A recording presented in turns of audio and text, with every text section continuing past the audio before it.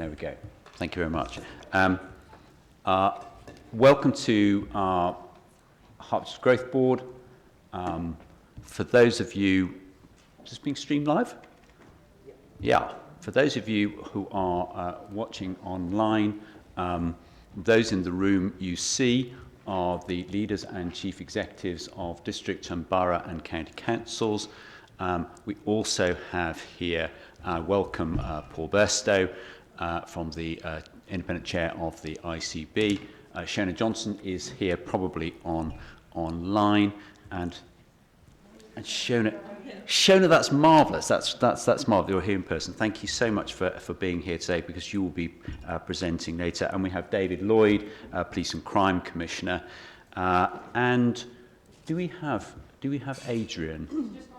He's just on his way. Adrian Hawkins, the chairman of the Local Enterprise Partnership.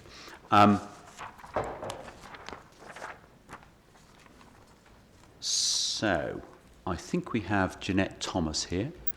Nice to see you. Thank you. And you're substituting for Councillor Thomas. You're very welcome. And we saw you earlier at the Leaders Group, substituting for Councillor Henry. Let's hope he is all right. And we have we got Tamim Chowdhury here as well? Hello, Tamim. That's good to see you. Good. Not everybody gets a handshake, really, honestly. And there are a number of others around here who will be supporting this meeting.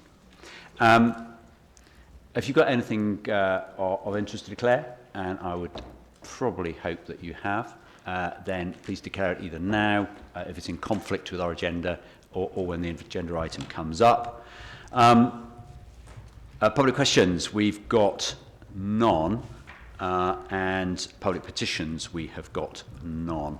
I would like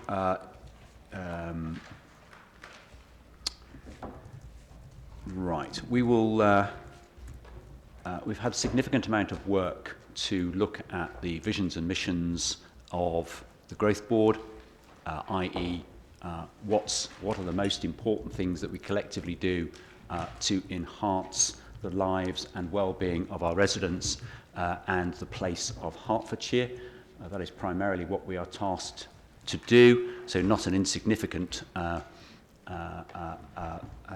point of leadership for us all. But I'd like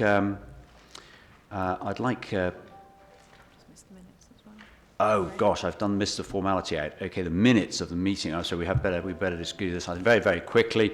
Minutes of the meeting of the 20th of July. Anybody got a problem with those? Or those agreed as Senate?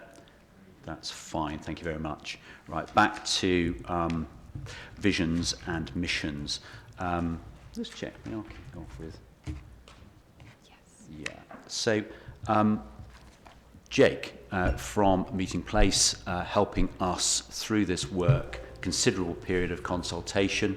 We started off with groups of chief execs and members talking about this last year. It has taken some considerable time to get us to this point. It has been out to a wider public consultation as well. So the iteration of those missions and what they really mean and their values are now about as amalgamate as they possibly can be. So, Jake, I wonder if you want to take us through that. Thank you. Absolutely. Thank you very much, Councillor Roberts. I also have Alex here with me, if you'd like to introduce yourself there, Alex. Welcome, Alex. Hi, everyone. Yes, my name's Alex. I've supported Jake on the consultation part of this project. Yeah, so we've been working very closely with Farouk and the team supporting the overall ambitions for Hertfordshire for HGB up until 2025 as agreed in the 20th of July meeting. So ultimately we've conducted a county-wide survey to really look and see how we can develop a unified vision for Hertfordshire, refreshed set of priorities, missions to take forward together, and building on and elevating that existing strategy and work underway with partners at the county-wide level. So, yep, Alex and I are going to take you through the findings and the results from the survey. It was really positive. We've been kind of engaging since, well, October now. So we had October and November where we we'd engaged, various different stakeholder events. You might have seen Alex and I at HIDB previously, the Hertfordshire Infrastructure Development Board. But yeah, ultimately we're kind of gathering thoughts, feedback against the 6 key missions as they stood in November. So if we could just go on to the next slide. Yeah, thank you very much. So that's Alex. Is that in Stevenage? Was that the... Yeah. Hemel Hempstead. Hemel Hempstead, well done. So we were on Hemel Hempstead, Stevenage, markets, kind of engaging with members of the public, which was really great to kind of get out in front of the community and gather those thoughts. If you could jump onto the next slide, that'd be great. And again, another picture of me and Alex there. And onto the next slide, thank you. So yeah, just giving an overview, ultimately we conducted an online survey. So we created a landing page, conducted extensive social media targeting across the county, across each of the 10 districts, and then yeah, county-wide as a whole, and ultimately gathered those thoughts across October, November and December, and we're presenting those back to you today. So if you could just jump onto the methodology slide, that'd be great. Thank you very much. So, yeah, ultimately we received 8,700 views on the website over that consultation period, which was very positive. That was 7,300 unique users in total. And we had 4,300 survey entries across the campaign, which was really, really positive. So we achieved that through social media advertising, so very targeted advertising across the county, created 403,000 impressions resulting from those ads. We had print and online media, so issued a press release to local media advertising the survey, encouraging people to engage and take part. We had further promotions through stakeholders, so yeah, just like to say a big thank you to the stakeholders in the room that shared that on your channels, for example, Watford Borough Council's website and social channels as well. We had in-depth in-person engagement, so the 3 pop-up market stalls in prominent town centre locations, and we had 150 people engaged through those events. And finally, stakeholder engagement. So really wanted to gather thoughts from stakeholders across the county. We had 3 stakeholder events. We had a workshop with council leaders back in November. We had the HIDB meeting in November, and we had a private and public stakeholder workshop in December as well. So I'll pass across to Alex for some of the key findings. Thanks very much, Jake. Yes, if you could move on to the next slide, thank you. I'm sure at least all of you have seen a version of the report that we've circulated previously, which provides the detail of our findings. We've been able to sort of somewhat condense it into one slide as an overview. So we'll just take you through kind of the overview of the results and also a bit more detail about the individual missions and a few other things regarding the different boroughs and the demographics. So as an overview, as Jake said, we've had over 4,000 survey entries, which was a fantastic response since October. We've looked at every single one of these and we've looked at every single one of these and we've analysed all the different responses they gave us. There was a combination of asking specifically what people thought about each mission, whether they supported it or they were against it, and also asked any further comments. From that, what we found is, the great news is that there was overwhelming public support for all of the missions. We'll go into this a bit more detail, but this ranged from 77% support to 85% support, which is a fantastic response. Yep. Significantly, we saw support for the Healthy Places mission, the transport mission, and also the economy mission, which is the world-class economy, in particular, which was a really good sign. I think that was a combination of people really getting on board with the idea of the missions, what was looking to achieve, but also seeing where improvements can be made in Hertfordshire in general, the infrastructure, and kind of the vision as well as like a sort of brand of Hertfordshire as well. To give like a sort of maybe a bit of a snapshot of kind of the variety of things we were seeing things, for example, like younger demographics who are quite climate conscious, while older demographics sometimes were a bit more sort of raising sort of constructive points about particular policies. But we'll go into a bit more detail about all of those in a second. If we could go to the next slide, please. So in terms of the key findings for each of the missions, as I said, we asked the question, to what extent do you agree with this mission? Everyone was asked to say if they supported it, from strongly agree or were against it, so disagree or don't know, because obviously you've got to ask people if they don't know. And as you can see, there's a lot of green on these charts, which was a very good sign. To delve a little bit into a bit more detail regarding each of the missions. So Sustainable County, for example, was the mission which probably received, if I can describe it as the least amount of support, although it still received 77%. Participants were all for the idea of having a more sustainable county. They liked the idea of seeing a low carbon economy, environmental sustainability, and that came up quite a lot actually in other missions as well. And we'll go into detail a bit about how the missions often were sort of combining together and sort of crisscrossing in terms of responses. On the other side, there's a little bit of skepticism around environment as a priority, in terms of disagreeing, and also particular policies like ULEZ were coming up as well. Moving on to Healthy Places for All, this received the most support of all the missions, 88%, so nearly, you could almost say universal. I think everyone pretty much was in agreement that the idea of having a healthier Hertfordshire was an excellent mission to go for in terms of infrastructure, in terms of mental health, in terms of activity and exercise. I think a lot of people were sitting there saying that needs a bit more teasing out in terms of what that might be, but everything, I think people saw this as very much like, yes, this is the real direction to go for in terms of improving sort of Hertfordshire as a county. The third mission we're looking at on this slide was quality and affordable housing for all. This one followed, I think, quite a similar line to where you might see in a public consultation for property, which is affordable housing is a great thing. How do we deliver it? There's a bit more detail, and also make sure it goes in the right places as well. So everyone, I think the majority of people, 81% of people supported it. They said they felt that housing required to come forward. It should be affordable, it should be quality. There was also a bit of emphasis on specialist housing as well. But then it needs to be done in the right places. And there was particular concern maybe about greenbelt development as well. I think ensuring it was for local people as well. And so, local people. You know, creating the affordable homes, but there were a few concerns around, you know, potentially people moving out of London into those affordable homes, for example. So, yeah, it was really interesting to see those comments as well. Absolutely. On to the next slide, please.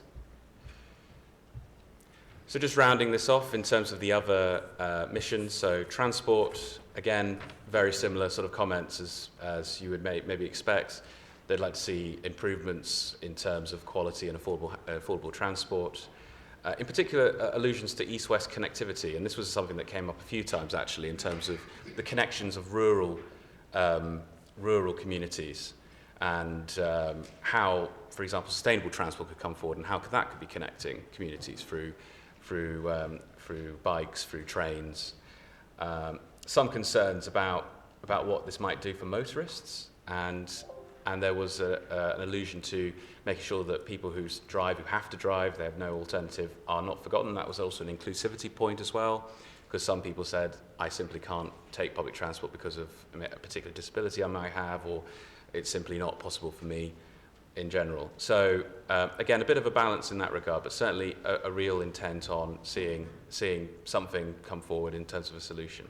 I think just to add to that, there were also concerns around cost of living. So if these, you know, proposed transport changes, whatever they might be, come into play, would that penalise the motorist? You know, how would that impact cost of living? Would those new services be reliable, you know, and affordable? Yeah. Absolutely. Moving on to digital access for all.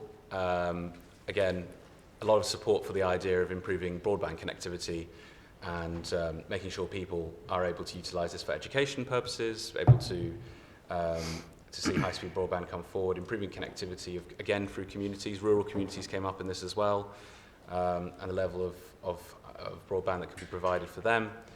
There was a bit of a point, though, made by, I think, maybe some of the older members of the people we consulted on, where they felt that this was a fantastic thing, but people who still maybe aren't digitally literate shouldn't be left behind. It shouldn't become completely dependent on on a literal, digital sort of solution. I think it was offering that choice as well. So Offering that there choice, to be yeah. had, if they want it, but not imposed on them. For example, decline of banks on the high street, everything going digital. I think there were a few concerns raised around that as well. Yeah, exactly. And people were people wanted to see like a holistic approach. They wanted to be considered in part of the, as part of this, that mission. And then finally, world-class economy. I think, again, high levels of support for the idea of good growth. The fact that people see there's lots of opportunities in Hertfordshire. Some people mentioned, for example, the film studios. Some people mentioned technology coming forward. Again, we spoke previously about the sustainable economy and how that could be integrated in to improving the economy and producing this world-class economy. A lot of people were saying that Hertfordshire already is a world-class economy, and they felt that should be shouted about a bit more, and there'd be a bit more pride around that. Then the other, there were maybe a few concerns around the need to attract investment in order to push this mission and how that could be achieved, and whether or not it is even possible to achieve a world-class economy for a county. So again, an interesting mix, but I think the main thing to wrap up on this point is that there was a huge amount of support for these missions, and people really engaged with them, and we could see that even, I think, with the constructive points where people were saying, this sounds great, how do we deliver this, what's going to come next, which I think is a good engagement point to make the show that there was real support for this. Thanks, Alex.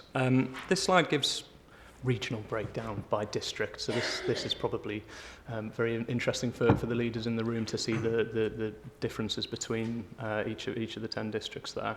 The way we achieved this, we used unique tracking module links in the survey. Through the social advertising, we could very much track where those people came from, so we delivered very hyper-local targeting around each of the 10 boroughs. Very much, ensuring the people that saw the advert were based in that location. So directly attributable to that, we have 1,700 entries. We also asked individuals to put forward their postcode if they felt happy to do so. We had 1,200 individuals who were happy to provide that. So the table that you can see in front of you there, that very much breaks down the differences between regions. There is an additional document to this presentation which goes into much more detail when it gets into the differences, for example, Broxbourne, Dacorum, and some of the potentially more positive kind of districts, perhaps Hertsmere, North Herts overwhelmingly. You can see in the darker green there the kind of overall level of support. So really interesting to see the differences between them. For example, in kind of providing quality affordable homes in areas where there is more kind of it's more rural. There were concerns around greenbelt encroachment, for example. Similarly, in some of those more rural boroughs, concerns around sustainable travel and penalising that car user. But suffice to say, as Alex said, overwhelming support across each of the 6 missions for all 10 boroughs there. Yeah. Of course. Yeah.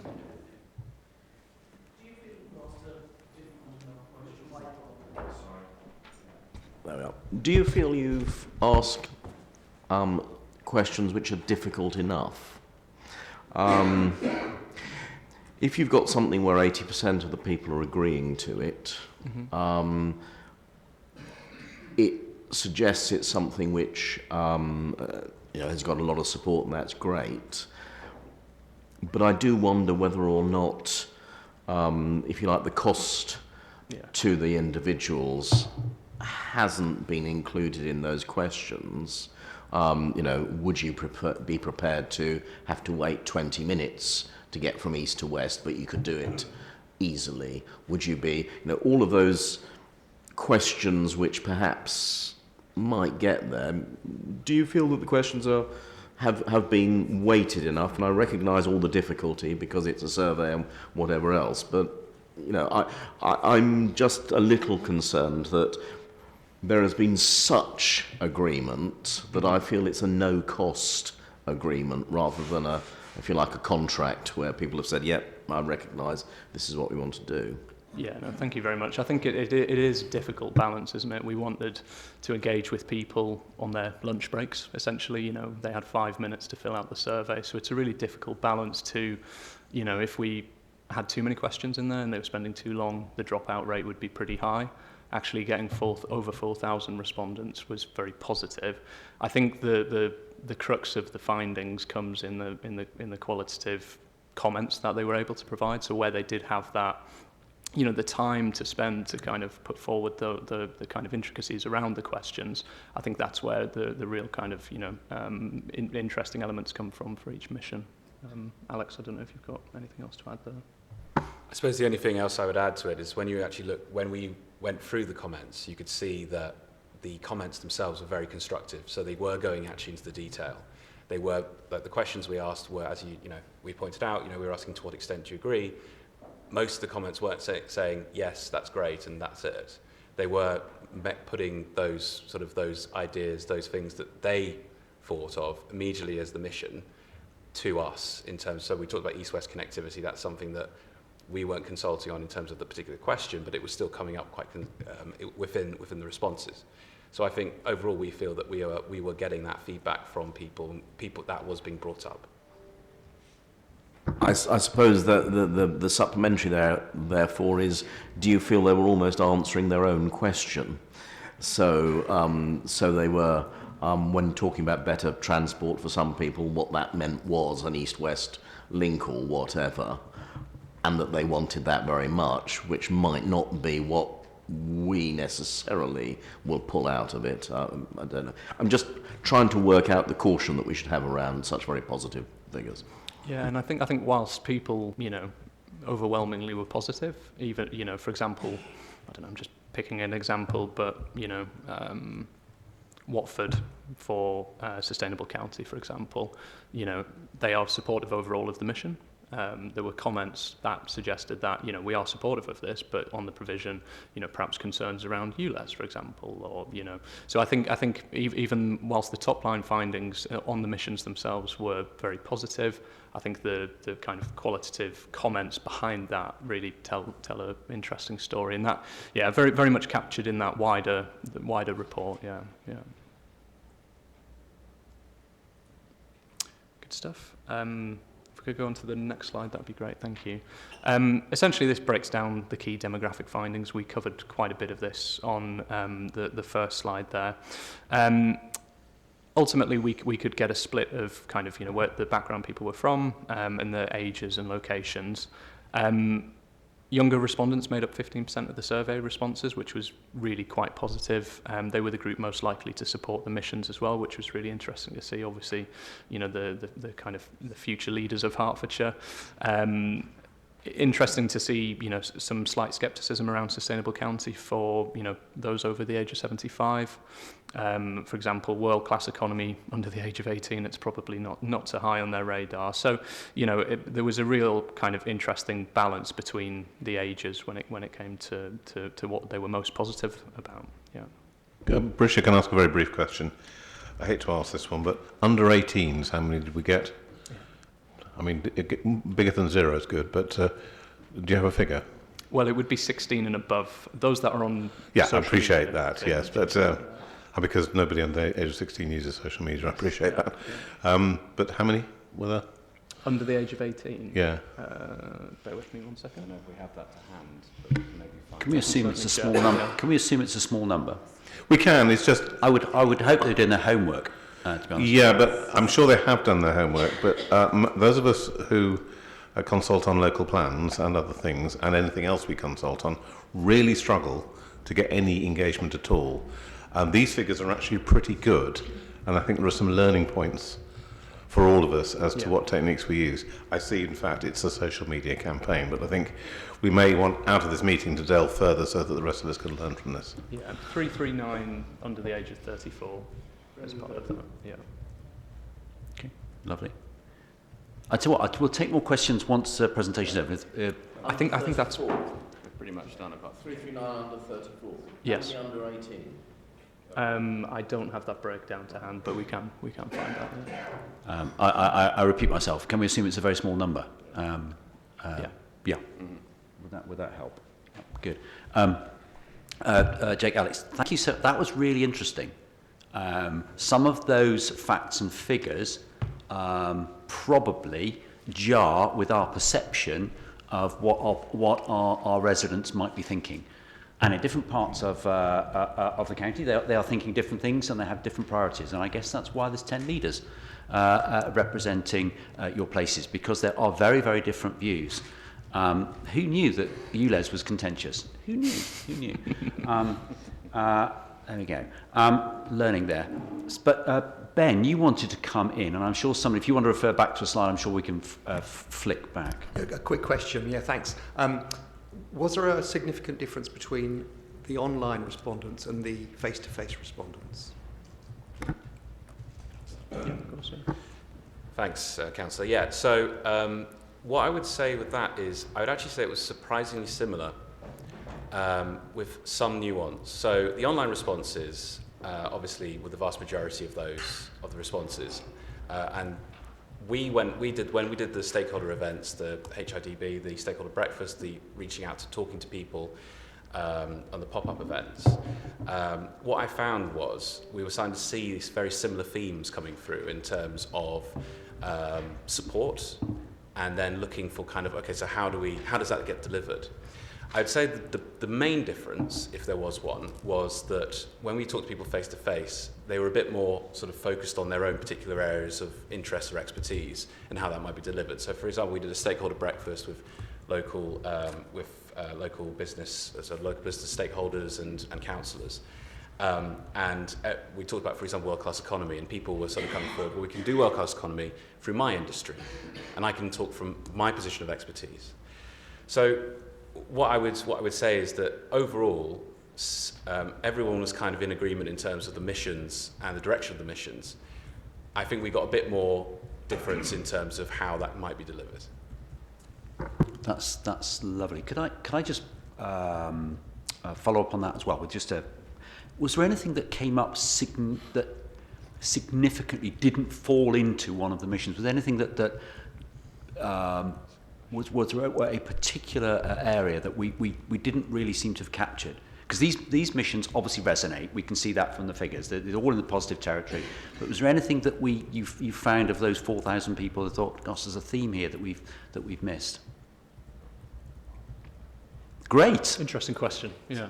There's definite Venn diagrams around each of these missions, I would say. And I think sustainable county, for example, yes, we would love to have that.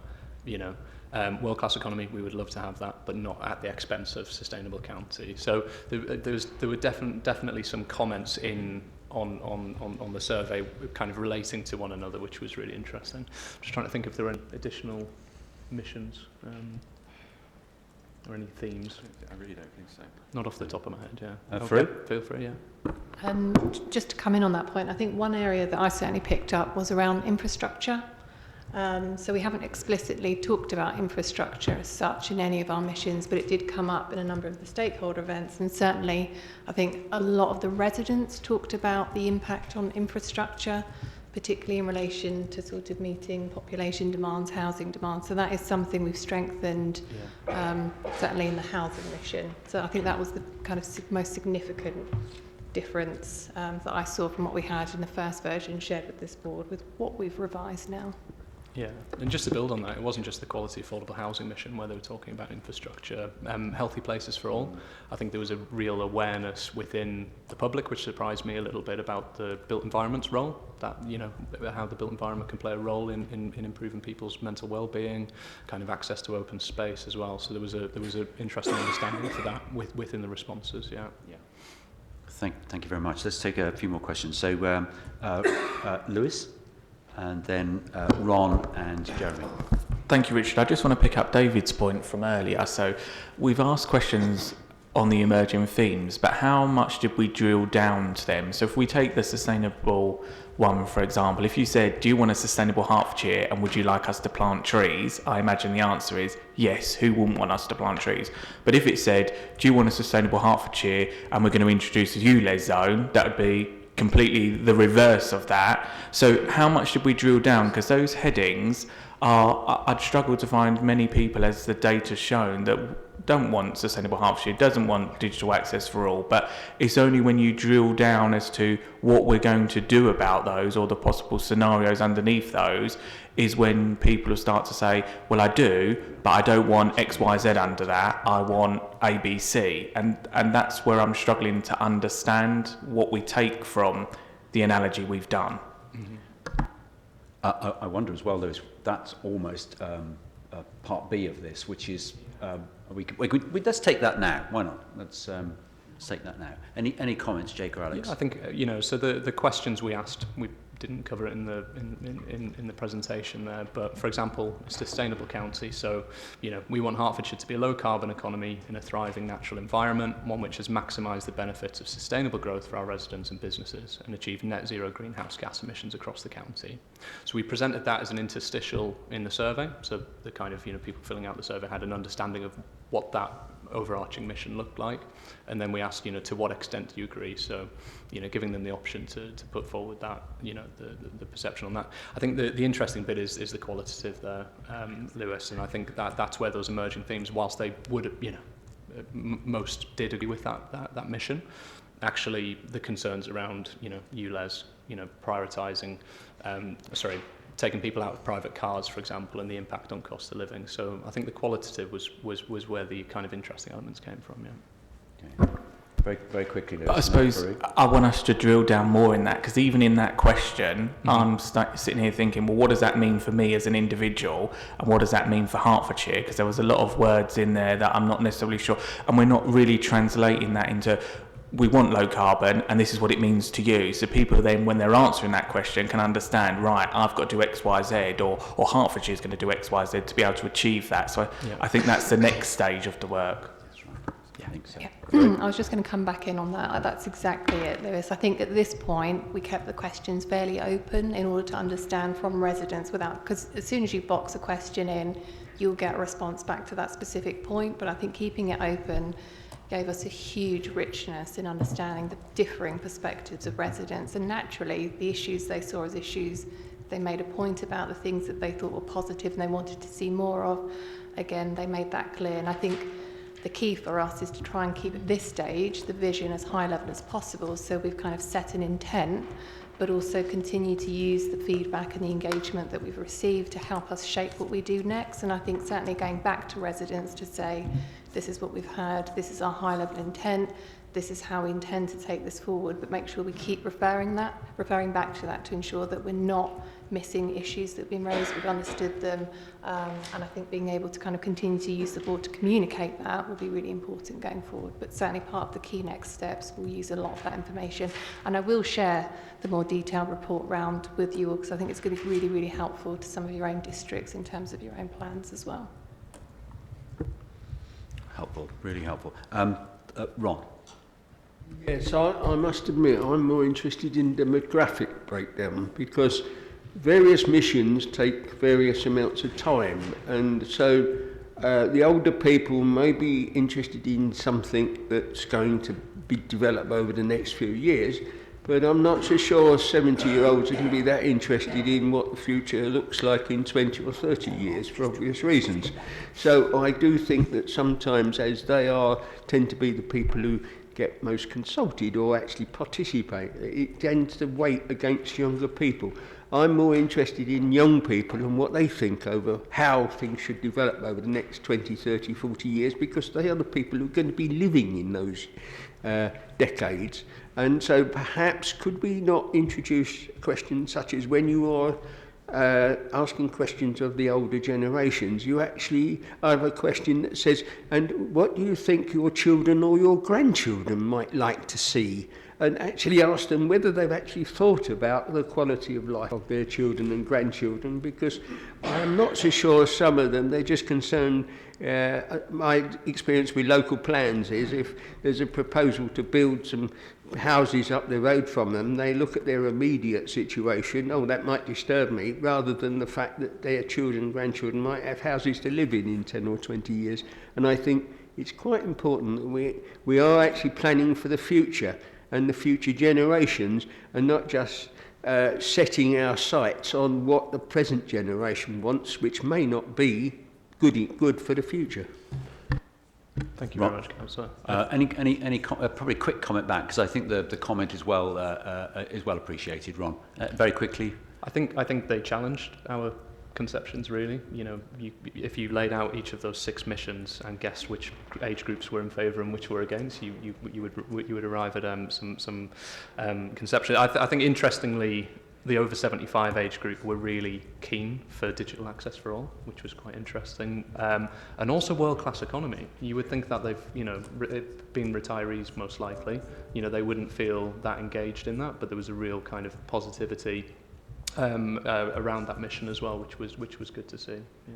They want to put their wealth and their income on pensions, which are actually driving everybody else to war. Yeah. The conclusion there is that you've really thought really hard about how to get the most out of this consultation. And it sounds like it would be useful to share the detail. I'm sure you may have done already, because it takes the assumptions out of our thinking, and that's exactly what you should be doing. Grateful. So, Jeremy. Thank you. Yes, I'm sort of pleased you, Chair, flagged the possibility of this taking assumptions out of our thinking, because if we're going to use this for that purpose, we do need to subject it to sufficient scrutiny. I had sort of 3 brief questions. I was interested to see that in the geographic breakdown, it's only Hertfordshire and North Herts that have a spread of the dark green boxes, and I'm wondering if, because we haven't obviously been given the absolute quantum in terms of the numbers of responses from each district council area. I appreciate that we might not be able to identify that across the entire sample, but I think we ought to, approaching 50% of the sample based on the data you gave us. So are we seeing the polarised numbers in districts like Hertfordshire and North Herts because the overall quantum of responses in those areas was particularly low?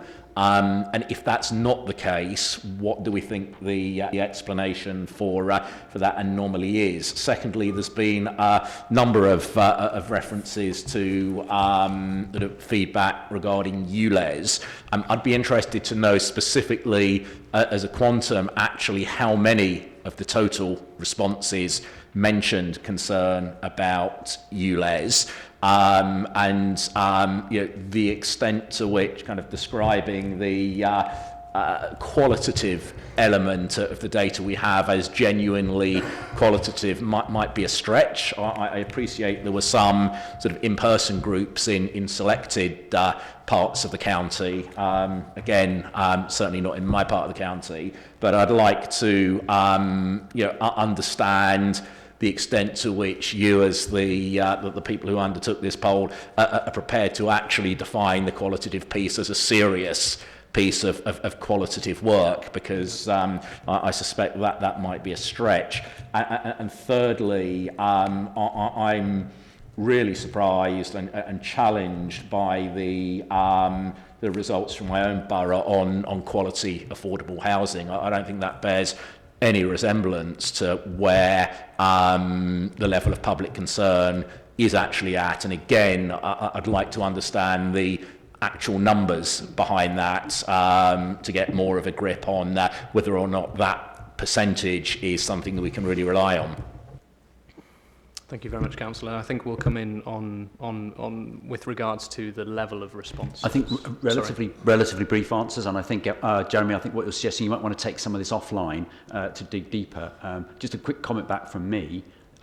The quality of affordable housing is generally lower if you see these as priorities, and that's challenging, as you have suggested. Or challenges assume thinking. So thank you. Thank you. So Hertfordshire, we had 94 responses that were directly attributable. Obviously, it could have been more if people weren't willing to give their postcodes. North Herts, we had 128 respondents for that one. With regards to your question on ULEZ, I don't have the stats specifically to hand for the region for how many people mentioned that. I think overarchingly, of the people that were, not as supportive for Sustainable County, I would predict about a third of the qualitative comments raised concerns around ULEZ, climate scepticism, and that kind of thing. So I would say in the region of a third of the qualitative responses for those against. Anything else to add there, Alex? I don't think so, to be honest. Yeah, and I think the breakdown for your borough will be really interesting to see in that overarching report, and it'll go into more detail, pull out those themes, and you'll have the kind of stats on the number of people that were engaged in the district. Yeah. Can I just come back with a very brief supplementary? The 94 and the 1 to 8 on Hertfordshire and North Hart, is that broadly in line with the other 8 districts? Yep. So, I mean, the largest level of input we had was from Broxbourne, which was really good to see. That was 270. So it ranged from about 50 up to 270 across each of the boroughs. Yeah. Thank you so much. This naturally feeds into our next episode, and so what? And we're already asking the and so what. But what I take from this is that our residents clearly want a cleaner, greener, healthier place. They do, although the numbers are slightly lower, they do want the appropriate housing. I think the work of the HIDB helps promote that around the quality housing agenda. And the interaction of the missions, and you were talking about the overlapping Venn diagrams, how we get that emphasis right is going to be the challenge for us in the future. And before we just go on to Faru to take that further, I'd just like to welcome Adrian Hawkins, Chairman of the LEP. Thank you very much for being with us. And also Sian Elton, Place Director, East and North Hertfordshire. Thank you very much, or significant person in health. Another way of putting that. Thank you very much for being here. Faru, take us through, in a sense, the evolution of this into and what next? Thank you, Chair. And just to say a huge thank you to Meeting Place for the work they've done on the engagement report. It's been really, really helpful actually understanding the views of residents. And whilst we couldn't attribute all of the responses to each district, I think overwhelmingly the kind of responses we got was really positive and helpful to use in terms of how we shaped the vision missions going forwards. I think just moving the slides on, if you keep going. Thank you. On to the next presentation.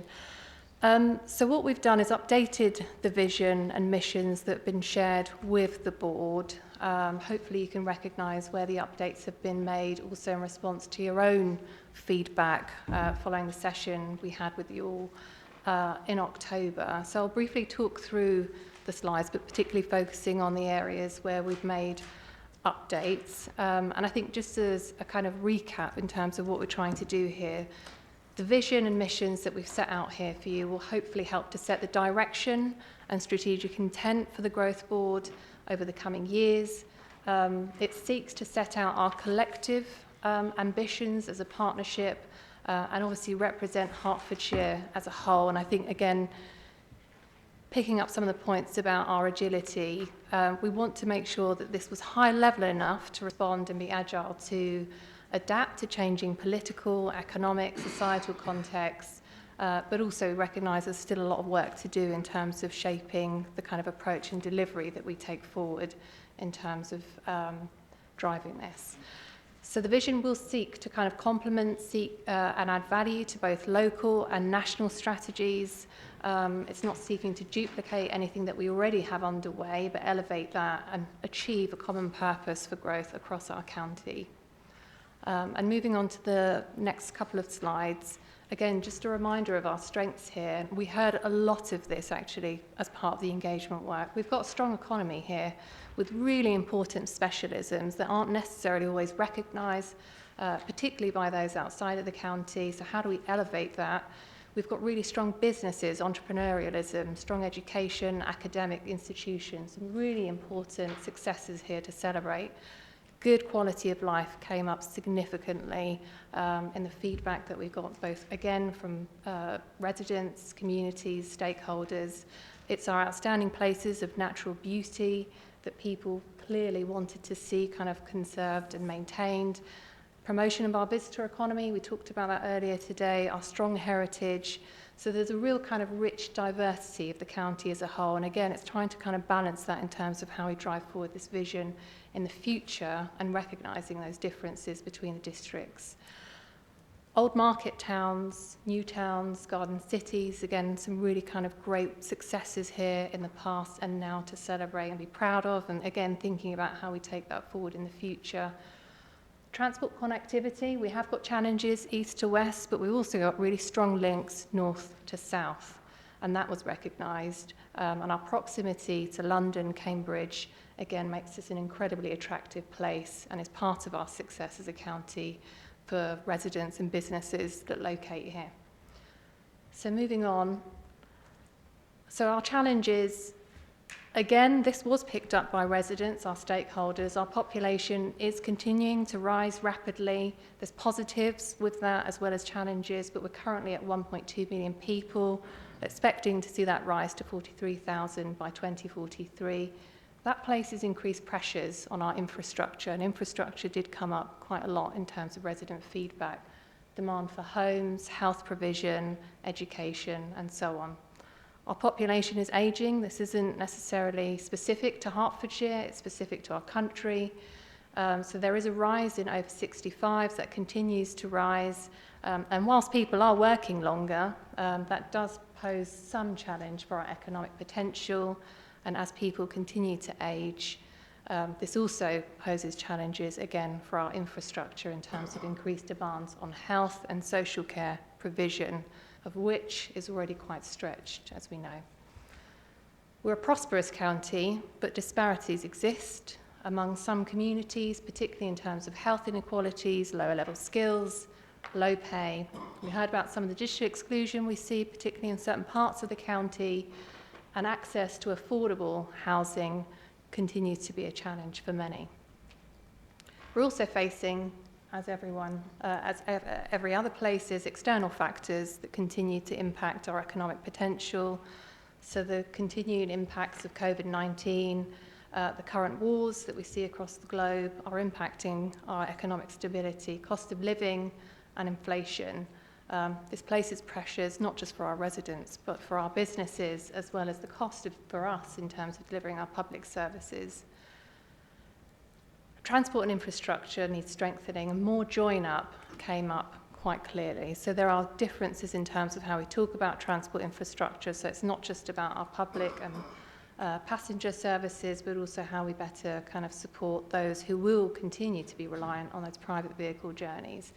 And climate change, of course, continues to impact all of these. So the vision and missions, if we move on to the next slide, have been updated following feedback. Some have been quite significantly changed in response to the feedback, which I'll come on to. The vision that we have here, hopefully, again, represents your feedback in terms of what you wanted to see, in terms of articulating our vibrant economy, our communities, on our place as a whole. So move to the next slide, please. So 6 missions, you should recognise them all. The one that's changed is right homes, right places. And this was quite important in terms of responding to your feedback as board members, but also particularly, as you heard through the engagement report, it was one of the missions where we had a lot of mixed views about what residents wanted to see from us all. So if we move on to the next slide, or if we keep moving, apologies, I'm just conscious of time. I just wanted to summarise where we've made changes, particularly in response to the engagement feedback. So we've put more emphasis on the challenges faced by rural communities. We've reflected that in the vision, but we've also reflected that in our missions, particularly in response to accessing skills, employment, business support and infrastructure. Greater emphasis on meeting the needs of younger people, vulnerable people, particularly in accessing housing, including more quality and specialist homes. We've considered the concerns shared on meeting quality and affordable housing, as well as the concerns raised about overcrowding, preserving our green belts. We've updated the title of the housing mission, as I've mentioned, to make sure that we've got a strength and focused on how we use the Growth Board's convening powers and collective powers to draw in more investment for the areas that we need, but also, as part of that, meeting our wider infrastructure needs for the county as we look at our developments.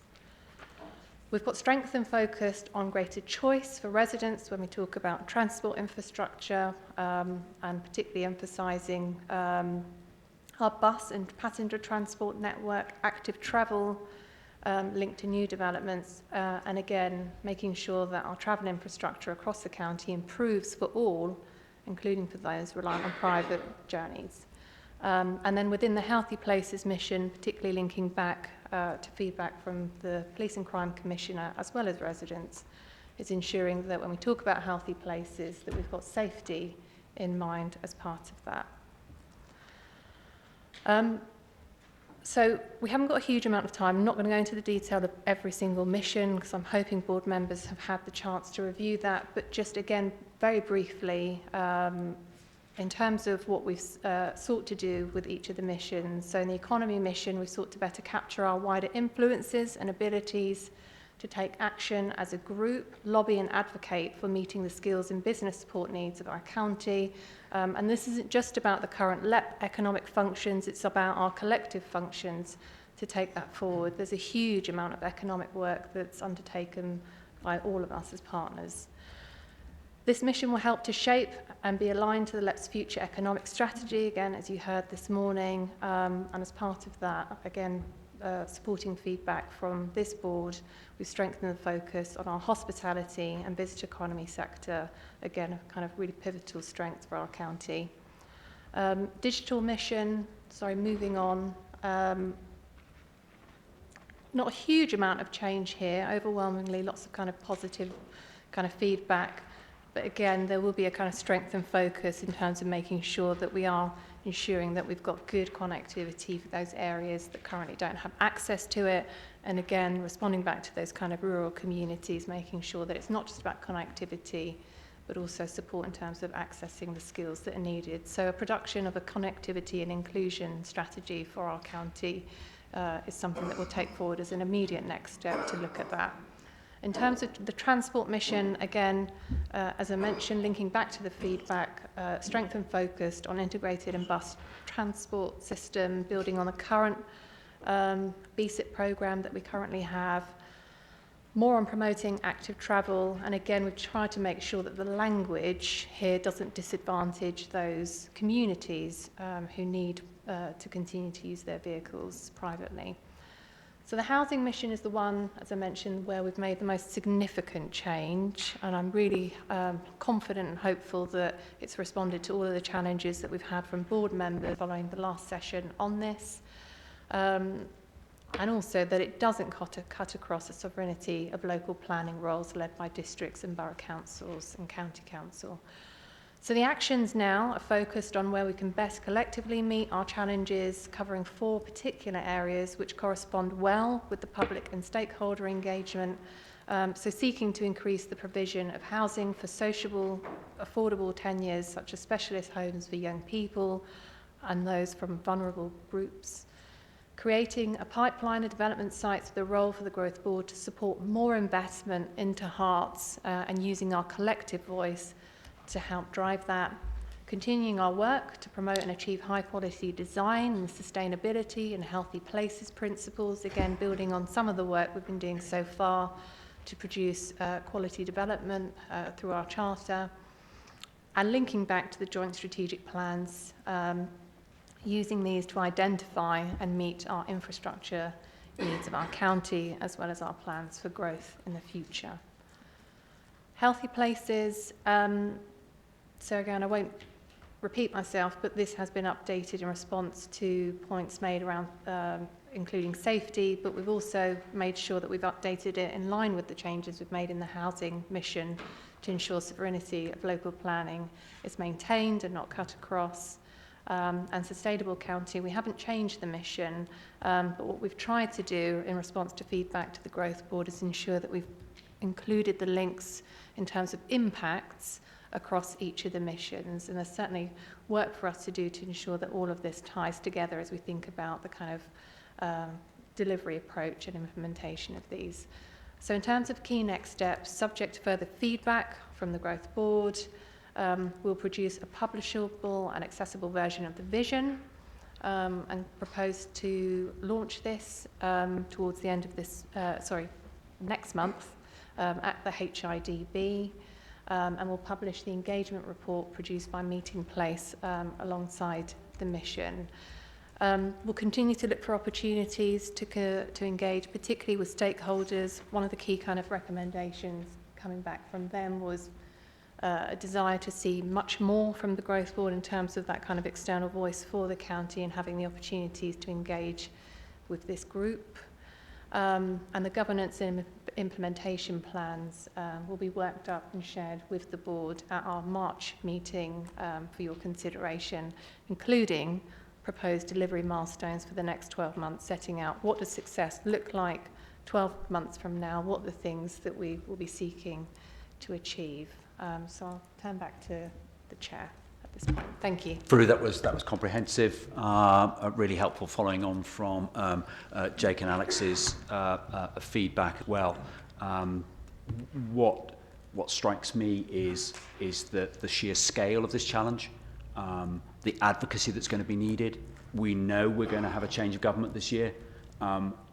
Many of these missions will require support, funding, ambition. And we're going to need to be really clear about how we're going to fight for support across these and what we can do ourselves, what collective leadership we can apply across all of these missions. And I think that's quite right to set out, and that means it's going to be a busy time to you now in March before that next meeting, because that's really going to be setting out, giving us the clarity that we need about how we're going to deliver against this. So, for example, I just picked up on connectivity. So it says that we're going to be 100%. Okay. Anybody try to have a mobile conversation across Hertfordshire? How's your broadband doing? Well, mine can be sub 3 at times and is unhelpful. And I'm really struggling to get. Okay, I've got Starlink. We can go that way. That's expensive. It's not for everybody. But that's about it at the moment. So there is a real challenge here.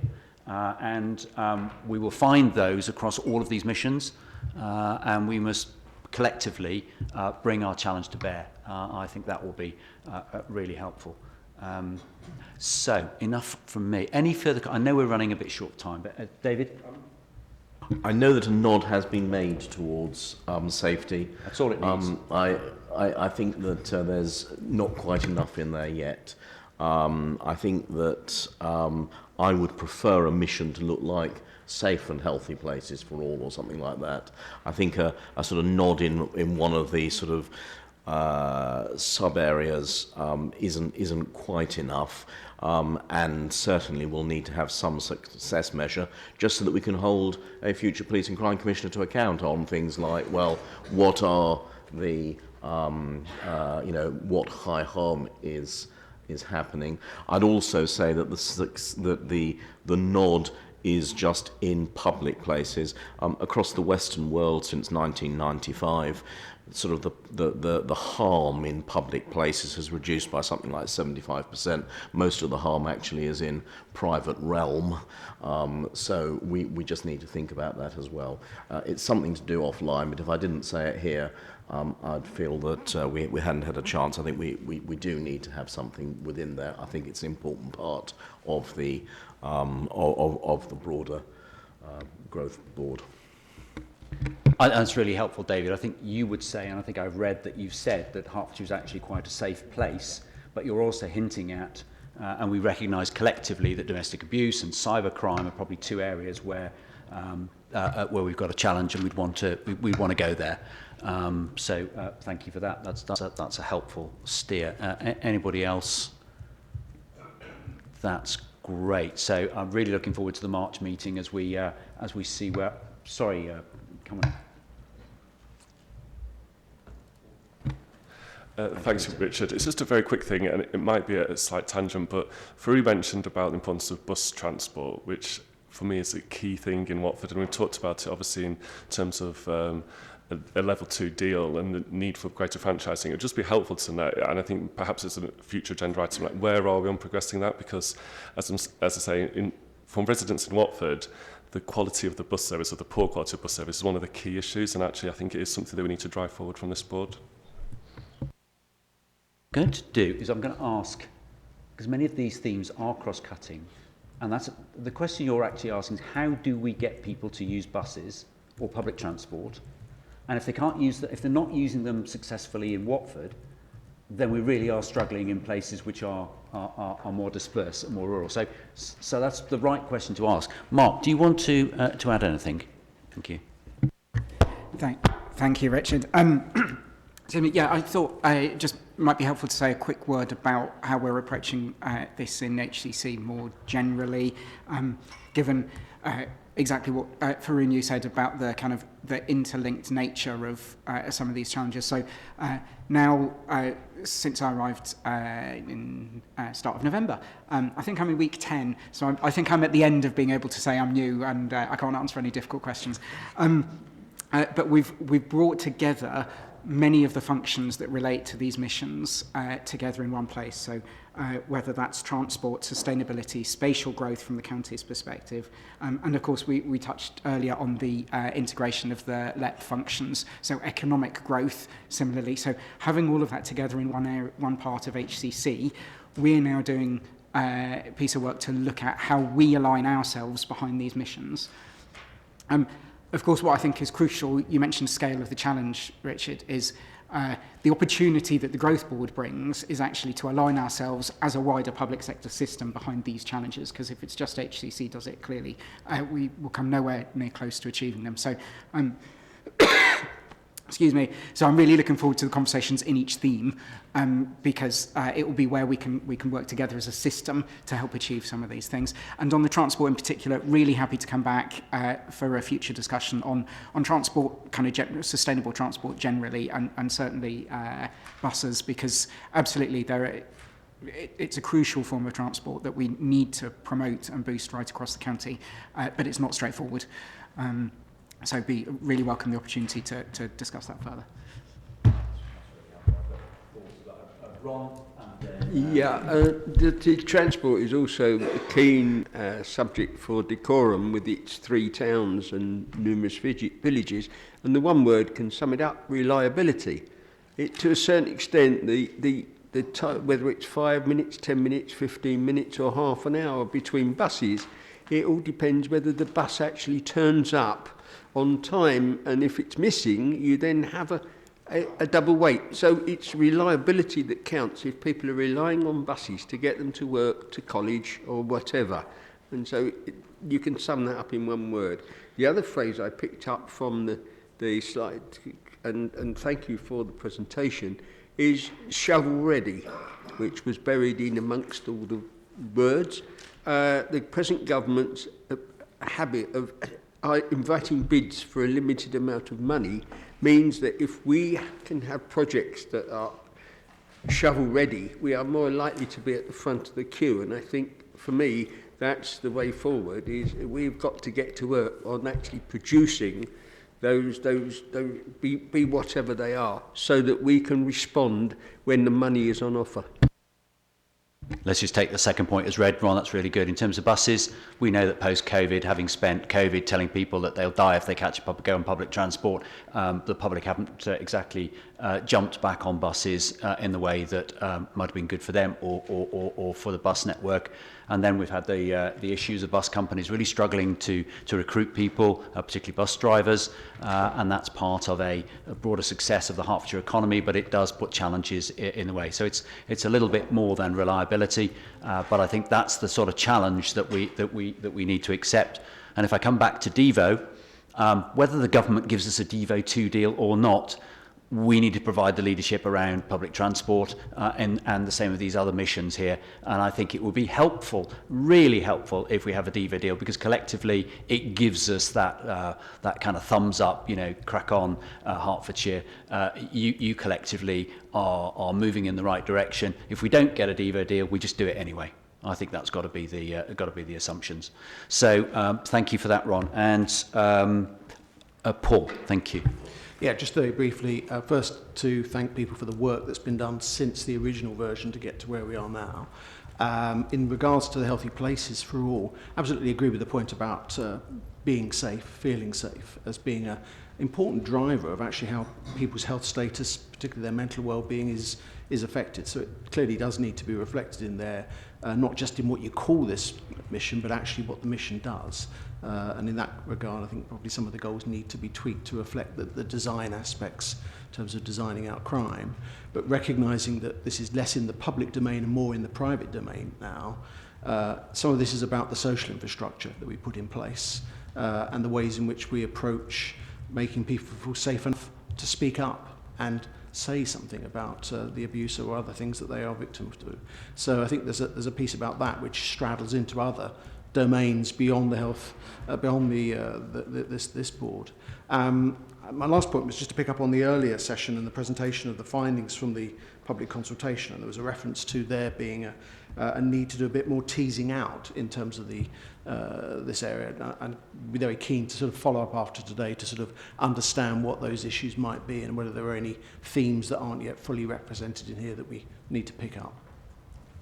Thank you very much, Paul. We'll take those comments as read. That's appreciated. Thank you. Right. Time, as always, we're trying to do... oh, you want me to note the report? Okay. That one's got to approve. Recommendations to approve.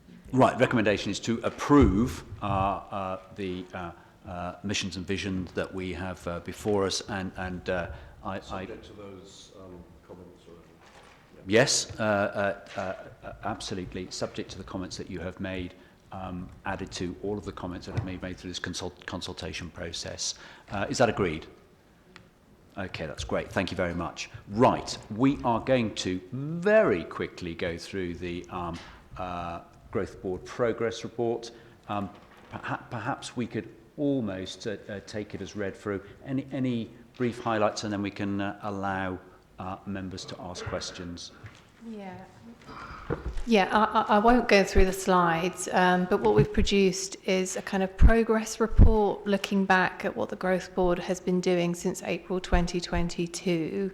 So it summarises some of the kind of key achievements against the current work streams that exist pre the kind of development of the vision. The key point to make is, as well as noting the kind of contents of the report, is we'll be looking to produce this on an annual basis aligned to the new vision and mission. So this will look very different. The current work streams will fold into those missions, or where they're coming to an end this financial year, we will draw those to a close. And just a kind of key point to the members who chair some of these existing work streams, I'll be reaching out to you in terms of how we take some of that forward under the new kind of governance structure, but that'll be all part of the discussion that we have at our informal board in March. So I won't labour any of the points in the report, but if you've got any comments, questions, let me know, because we'll be looking to produce a kind of and publish a final version of this on our web pages. Thank you. Great, thank you. Yeah, look, overall, I think it's a tremendous and very welcome report. I just, I'm slightly frustrated that we're seeing the sort of Heart project really listed in a progress report, because I think it's self-evident that that's not a project with which there has been a great deal of progress over the past year, or maybe even longer. And I just feel that a Heart's Growth Board progress report ought to be setting out how we will be achieving growth in public transport initiatives on an equitable basis across the county, rather than one pet project in one part of it. You'll be pleased to know, Jeremy, that the County Council is committed to making sure that the Heart project proceeds to the point where we understand clearly with our residents what it means, I think in other forum, not necessarily here, but clearly set out that the heart links to the nodes that exist between the linkages that are already there between our towns and villages, and I think it will be an enhancing and necessary form of transport across the county, and I don't think it is just restricted to one place. But your challenge is noted that we probably need to get on with it. Progress reports. Right. And that's not progress, is it? Well, I beg to differ. There we are. Good stuff. Anything else on the progress report? Thank you very much, Farouk. Thank you. Sorry we rushed you through that, but I think that's necessary because we have Shona Johnston from Home England. Thank you so much for coming here in person. That's great. And sorry we've kept you waiting quite as long as we have. Head of Markets, Markets, Partners and Places, South. Tell us what Home England are up to and therefore what might be our ask of you and your ask of us. Thank you so much. Thank you very much. And given the time, I'm going to sort of just go through the first few slides very, very quickly. Really just remind you about who we are, a little bit about our strategic plan, how that aligns with your mission and objectives, and then how you might want to access some of the funding that we've got available. So if we can move on to very briefly who we are.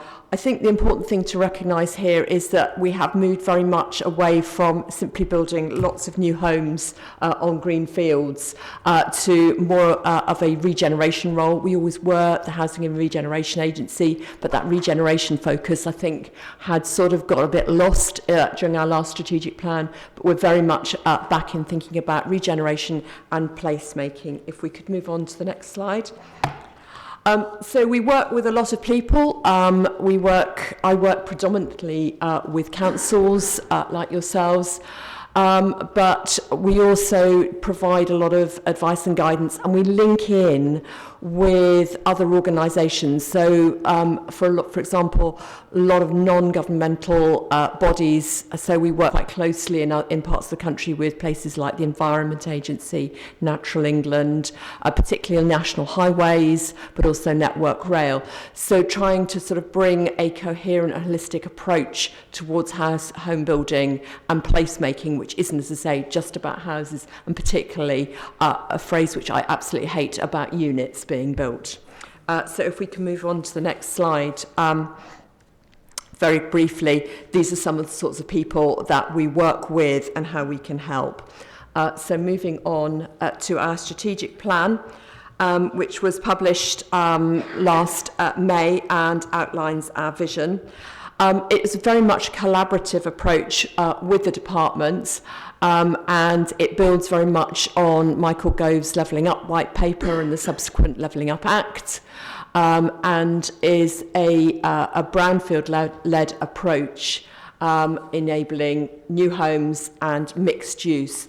And I think I would just focus on that mixed use because we have moved again towards that placemaking role, which is not just about homes and houses, but very much about the other bits that go with that place.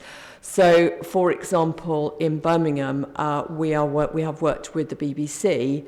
It's on a employment-led scheme, which actually doesn't involve houses initially, but will move on to that sort of housing. It will ultimately unlock housing. So it's very much a new approach towards placemaking. If you could move on to the next slide. So the focus is our mission is to drive regeneration and housing delivery, high quality homes and thriving places. And I think that fits very much with your mission. Greater social justice and levelling up of communities. We've got 5 objectives, and I think the point of this particular slide showing our objectives is that there is no one objective that is more important than the others, and that the objectives actually link together very closely. So creating vibrant and successful places you can't do that if you haven't got the sustainable homes that go with it. You can't do that if you haven't got the high quality homes and the good design, and you can't do that if you haven't got a housing and regeneration sector that works for everybody, and if you haven't got the homes that people need. And I was really interested looking at your mission, where you talk about right homes and right places. And that's very much what we're doing, is making sure that we have the right homes in the right places where people want to live. So if we can move on to the next slide, this really just shows, there are 3 slides here which show how your mission and our strategic plan actually align very closely. So thinking about your first goal, which is about social and affordable houses, that fits with our a strategic objective around creation of homes that people need, those right homes in the right places. Homes England's given a lot of support over the years through the affordable housing programme, and many of your teams will have worked with Andrew Kyle, who is the lead for affordable housing for Hertfordshire. So over £109 million going in a affordable housing grant recently in the last programme. The most recent one, £10 million to Stevenage for 96 units. I should really correct that, 96 homes.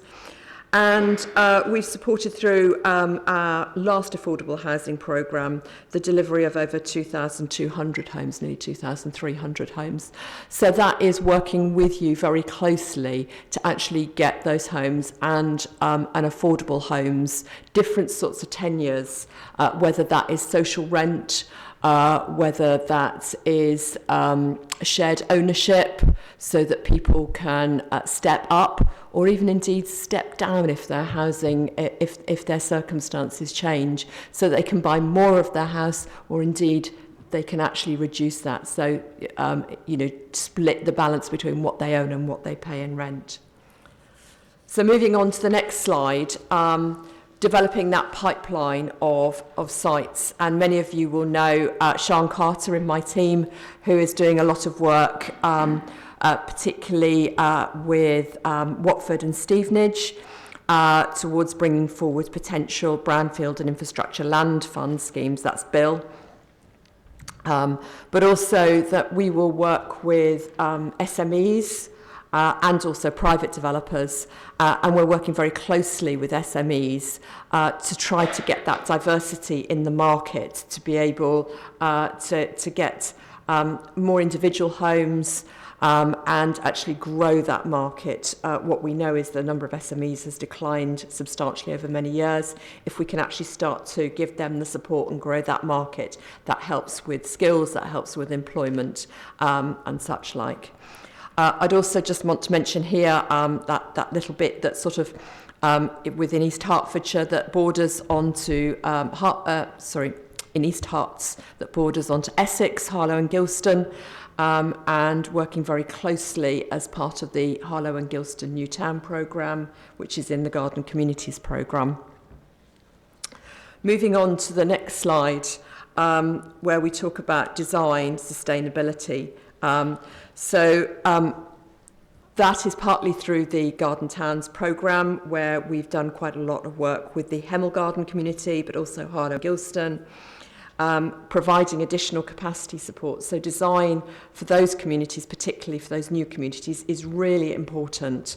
I come from Cambridgeshire, where on my doorstep is one of the largest new towns in the country, Northstowe, and one of the things we've been really, really conscious of is that if you don't get that right, and the new towns right, then actually you don't get the surrounding areas right. And as an anecdotal evidence, there is no GP surgery within Northstowe. So I now have to wait a month if I want a GP appointment, because there are 1,500 homes with no GP. And so that's why it's really, really important to get that placemaking right, and why the design and the sustainability is so important. If we can move on just quickly to give a run through of the Brownfield and Infrastructure Land Fund. It's a very flexible pot. One of the key things is that it is not a bidding process in the sense that that you've got to bid, and we will then allocate funds. It's what we call continuous market engagement. So over the next 2 or 3 years, couple of years, if you want to come forward with schemes, then we're willing to consider them. There is a bit of a caveat, which you'll see in a future slide, but it's very much looking at, I think Councillor Tyndall talked about shovel-ready sites. What have we got that's shovel-ready? And that's why we're working closely at the moment with Stevenage and with Watford to bring forward some of those schemes. There's around about £1 billion in the budget altogether to deliver new homes, but also improve prospects for employment space and deliver more employment opportunities. And we will work with both private and public sectors, so it's not just limited to one or the other. We will give grant, we will give recoverable grant, and we will do loans. And we also use it to acquire land to then develop, get ready for development and build out. So moving on, the primary objective is economic growth and housing supply, linking very much back to those cross-cutting objectives and unlocking also public sector land. If we can move on, finally, what it will fund. So I've talked about land acquisition, so enabling works, transport infrastructure, placemaking and community facilities, and it will deliver with so we're working with an area to think about how we might put the transport infrastructure in first and then use the recoverable loan through land value uplift to be able to bring back funding back so that we can then recycle that funding. Moving on to the eligibility, this is where there's the caveat, is you will see in the bullet point there that they've got to be committed by March 26, which is only just over 2 years away.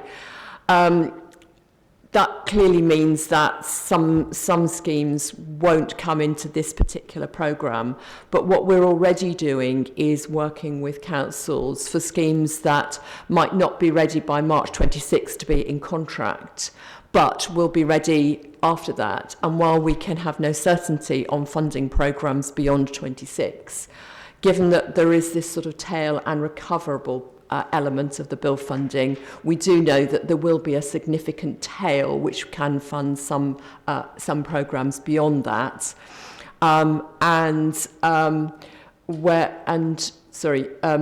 where we can't get into contract, we're starting to look at schemes which might fall even beyond that point. So, keep on working with us. It would be my plea to you. It's mainly designed for market failure, so where we can evidence that the market would not otherwise deliver, that's where we can start to talk to councils about potential funding. And there also is the area where we can't support a project, so new leasehold homes, because we know that's been a very big issue, and the government is moving to stop leasehold homes, and again with leasehold flats. And where there are issues around subsidy control, and that's where it starts to get quite technical.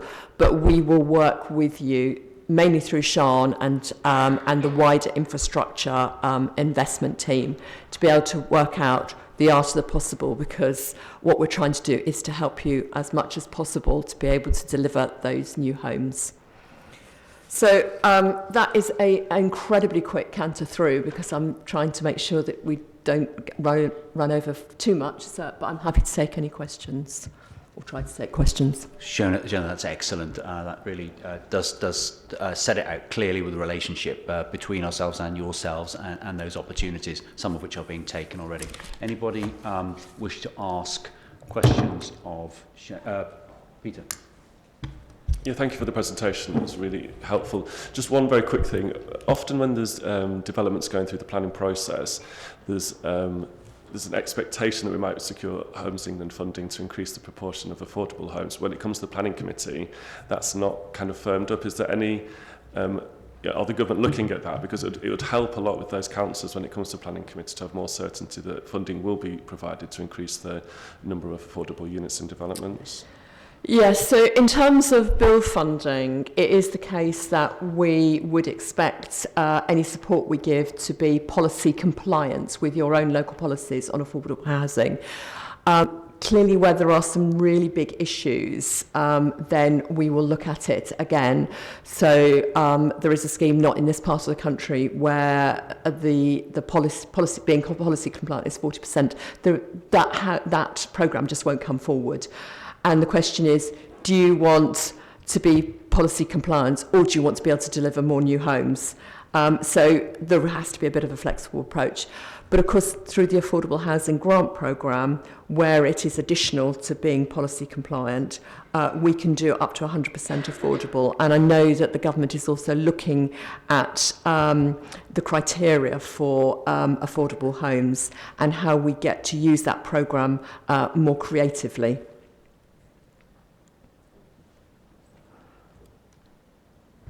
Yeah, thank you very much for the presentation. And I was interested in your comments about the re-emphasis of placemaking as being sort of an increased area of focus for yourselves. You gave the example of Birmingham and working with the BBC. I was wondering to what extent you're working with the new hospitals programme nationally to make sure that the housing dimension is a consideration there. And you referenced GPs, and absolutely access to primary care is a first and foremost consideration and concern of local residents.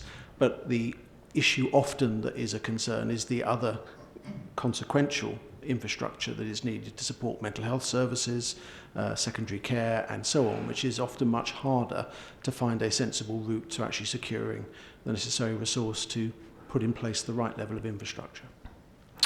So going back to your first question, we are working with DHSC at a strategic level, but that is more, I would say, about redundant hospitals. So where you've got a new hospital, whether we can then use through one public estate, the old hospital site to be able to bring forward new homes. You'll be aware, it's a very complicated process in terms of how the funding mechanism works for primary and secondary care. And I don't pretend to understand it very much. But what I would say is that at that strategic level, there is work going on. And certainly where it comes to the Garden Communities programme, that's something that is sort of baked into that, if you like. Appreciate the question. Thank you for that answer. Anybody? Yes, Jeff. Thank you, Chairman. Just a very quick question. I'm conscious of time. You're probably aware that the County Council and Broxbourne Council are bringing forward a scheme at Brookfield for some 1,500 homes plus basically a brand new town centre. We've approached Homes England on a number of occasions for assistance with that project. Overall, it's viable. But there's a requirement of some £40 million worth of upfront infrastructure. So that's hurting us and the County Council in terms of trying to get that funding in place to get the project going. Now, we've approached you in terms of, can we have a loan, you can have your money back, and your response to that has been, we only lend to the private sector, you can't have a loan to a council or councils. And we can't demonstrate market failure because using the usual methodology is perfectly viable. It's just that upfront infrastructure cost. And I noticed that you put £10 million into Stevenage, you've got 96 units. If you put £40 million into Brookfield, you get 15 times that number.